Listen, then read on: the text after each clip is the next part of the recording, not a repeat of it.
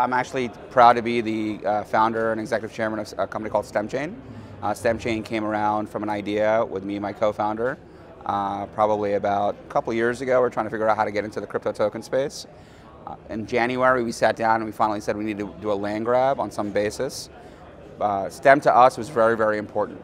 We were both immigrants coming to the United States. STEM gave us the platform and the opportunity to actually achieve success in our professional careers. And having done so, we said, you know what, let's really focus and create a crypto token that actually helps promote STEM, because without STEM, we wouldn't be sitting here talking about this. So with that singular mission, we built a business model within a couple of days. So that happened in the middle of January. We have a team of 8 that we got together in less than a month. We did our token generation event in February 8th of 2018.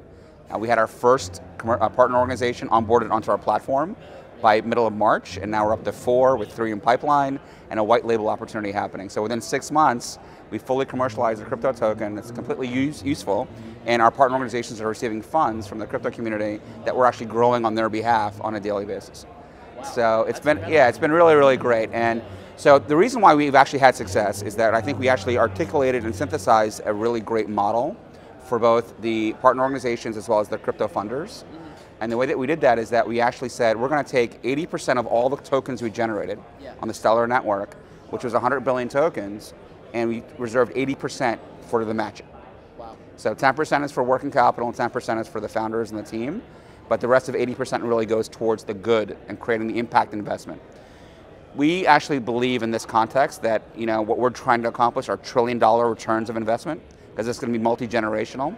If you think about it, I'm a STEM participant, so is my co-founder. Our kids are STEM participants. Their kids are going to be STEM participants. My parents were STEM related. Sure. So by generational impact, by having just those organizations even impact one person, you can have a multiplier effect generationally. Sure. Now, is the okay? So StemChain, what is it? What value does it bring somebody that would is it a platform? It's a fully commercialized funding platform that we're actually live right now. You can go to our website at stemchain.io and actually identify the partner organizations and their initiatives that you want to fund. The reason why it has incentive, and the incentive model is as follows. For crypto funders, right, who actually have probably recognized and a number of wealth opportunities in the last couple of years based upon the rise of crypto token values, they actually can use their crypto tokens for good, right? So it's a different modality of just giving to whatever organization, but this is really focused on STEM organizations, which we believe probably touch most of the crypto funders out there. Hence StemChain. StemChain, so exactly. You guys are heavily focused in engineering projects. It's actually science, technology, engineering, and math. That's right, science, technology. And our partner organizations are actually siloed into 2 different buckets. Okay. One are organizations that actually promote participation in STEM. So one of our first organizations that we onboarded was a local organization called Coded by Kids. They do after-school coding instruction for recreational centers for inner city kids. So they actually introduce coding at a very young age and help them understand what that opportunity looks like. Incredibly valuable. Amazing, right? Think about that opportunity. Now you have an organization that actually now has access to a massive crypto funding community through StemChain, and they actually have a matching algorithm or matching context as well, so that for every STEM coin they receive, it's matched by us.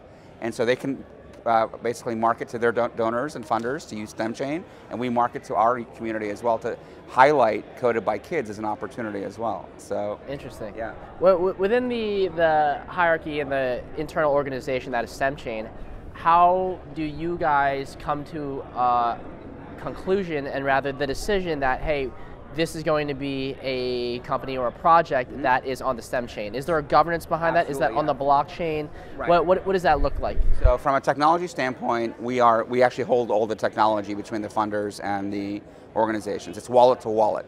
So everything's done on the Stellar network. We actually act only as a client interface between a funder and an organization. However, to answer your question, the organization can't be a partner unless they actually meet specific criteria. And they actually have to have a history of success and impact. But after this criteria. Right, so we actually vet the organizations, sure. Then we actually enter into an agreement. So you guys vet their organizations personally, exactly. It all happens internally. Exactly. And is this like a board of governance? Is this a board of decision makers? It's our team who actually has experience in working in both the profit and nonprofit sectors for 20 years. I sat on a number of large boards. I've actually currently sit on the Rowan University endowment. So having had that experience, understanding all the regulatory context of how an organization, a well-run organization looks like, we actually have diligence criteria that they actually have to meet. So we vet that internally, and then we present that to our funders saying, you don't have to do the work. Instead of going out and trying to find a pet project, we'll give you a directory of 25 credible organizations when we're building that directory and their initiatives and programs. I'm very curious because, and I'm sure this is something you get a lot, so this is a great time to address these concerns, right? So how do you, as a, sitting at a position of, okay, we can choose this company and now these investors, we're telling these investors, don't worry about it, we vet it, trust us, look at our years of experience, you're fine, you're good, you're in good hands, they give them money. Where's the governance behind making sure that the companies that you guys put forth, there's no ulterior motives? Right, so for most often, the partner organizations are nonprofits, so they actually have their own reporting requirements with the IRS. But so is the NCAA, right? I understand that, I get that, but ultimately, but also we're looking for organizations that actually have the history of success, right? History of success, no negative press, no history of fraud or malfeasance or misfeasance on their donors' behalf. A donor community that actually is basically repetitive. So in most opportunities in the nonprofit world, most of your donations from year to year are from the same donor pool. And if you actually veer off track off your mission, the donors leave, and they leave really quickly. So a lot of those diligence criteria come into play as we look at these organizations. More importantly, we're looking for organizations that are also apolitical on some basis. Sure. Right? We don't want to be divisive, we don't want to be derisive as well. So we want organizations that really their mission is stated to actually promote participation in STEM and how they do that in their programs. Absolutely. Or they actually perform STEM research. And the STEM research is actually meaningful in discovery for life sciences, manufacturing, technology, whatever the case may be. Absolutely. I think in terms of your mission, right, your mission statement, it's very impactful. It's a very powerful tool to enable projects that really need funding that meet that criteria, right? And you could set the criteria to be whatever it is, right? Right. And I guess I don't know what the tools are in place. Mm-hmm. I'm hearing this for the first time, but I'm curious, like, how do you internally make sure that all the members that are coming to this very important decision, right? Because there's no outside intervention. You're not polling your audience. Well, but ultimately we're not. So we're acting as an aggregator, right? So ultimately the partner organizations are responsible for the programs that they put on. So and they actually have ownership up to the funder. We don't have ownership. So nothing comes through as a pass-through. All we do is basically connect people and use our platform as an interface to connect people. But you decide who gets connected? Well, no, we decide who actually is listed, and then the funders decide if they want to fund or not. Okay, so you decide who is able to have that opportunity to get connected. Exactly, right. And then we do that through our own internal criteria and everything else. And we have follow-up, obviously, quarterly reports that they actually provide to us relative to actually how they have to spend their money. One of the significant incentives that we actually put in place for the funder was that we require all of our partner organizations to adhere to something called the Crypto STEM Initiative 100% guarantee. What that means is that every STEM coin they receive, including the match STEM coin, has to be used 100% for mission. And they have to report that to the donors and to us on a quarterly basis. Absolutely. So now we actually have a very, very granular way of understanding whether the organizations are actually being meaningful in the donations they actually receive. Was there ever a thought where, and this is very to the idea and culture of decentralization, right, where, instead of the internal governance body of all these experts with probably 100 years of experience or more, was there ever a thought where it's to say, okay, how about we let X amount of companies, decide to give their pitch, right? Projects to give their pitch. And then there is a decentralized governance in terms of which ones get picked and which ones don't meet the criteria. We thought about that model initially, and the model is very, very attractive and very, very, I guess, it's also attractive to the funding community as a whole, from the ethos of blockchain. Yeah. However, what we realized as well is that that takes a long time to scale, right? So, and we wanted to really deliver value immediately from the time we actually came into market. So, and that's why we chose a Stellar network, for example. It was a considered decision because they have the first decentralized exchange.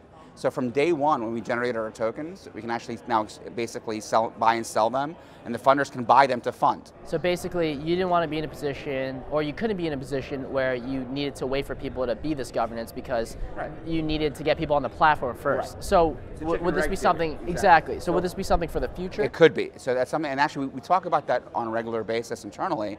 How do we actually become more valuable for our partner organizations, and how do we become more valuable to our funders? And also, we're building our ecosystem, so not just only includes funders and organizations, but vendors. So we're bringing vendors on board to accept StemCoin so that now you actually have 100% transparency from the point of funding to all the way to actual point of use. Sure. So then on the blockchain, you can see exactly how your specific donation went through all the way to a purchase of a product or service on behalf of an organization for their mission. Okay. I guess, all right, company sounds great, and it sounds like, again, the enablement of projects that really need funding, that adhere to your, I'm sure it's a big criteria list based on STEM. I mean, maybe you can leave us with one project that you've successfully funded that you really feel good about. So we actually have 4 that are actually live on our platform currently, and we like to talk to them as equals because they all are extremely valuable to us. Our first was STEM.org. It's an organization based in the Midwest that actually has relationships with 4,500 school districts around the country, and they provide education and curriculum matching for STEM for teachers and administrators. Our second one was Coded by Kids, which I described earlier. Yeah. Local Philadelphia, great organization that's helping with coding instruction and after-school programming. Our third was Carrot, and so Carrot was a experiential STEM company. A bunch of guys from Project X came from that and started Carrot, and they actually create these STEM experiences around the country for various corporate sponsors. Yeah. And our fourth is Science Cheerleaders. And Science Cheerleaders is actually a national organization that's been around for about 10 years, where cheerleaders from the college and professional ranks who actually have achieved STEM prominence talk about their STEM experiences to bring people and more awareness to actual STEM participation. So it's a really, really cool opportunity. We have a few more in the pipeline that I can't talk about. We have a white label project that's happening soon. So we're really, really excited. Yeah, I mean, it sounds incredible, man. Yeah. I can't wait to dive in and really check it out. Great. But I appreciate your time, George. Likewise. Appreciate it. Thanks, Mitch. Yeah.